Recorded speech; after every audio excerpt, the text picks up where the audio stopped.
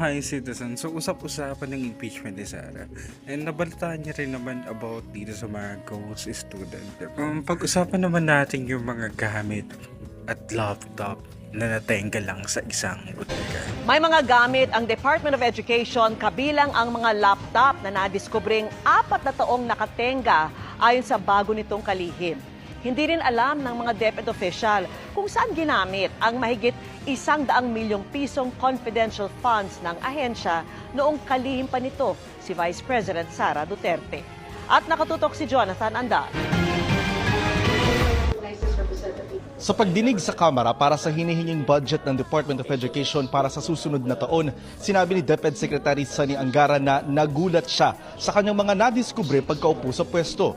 1.2 milyong piraso daw ng laptops, libro at iba pang gamit, 4 na taon na raw nakatenga sa warehouse ng kanilang logistics provider.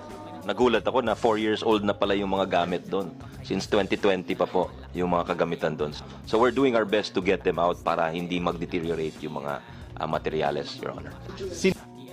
So yun na nga, like kumita na nga kayo sa overpriced na laptop. That's bakit itetenga nyo pa?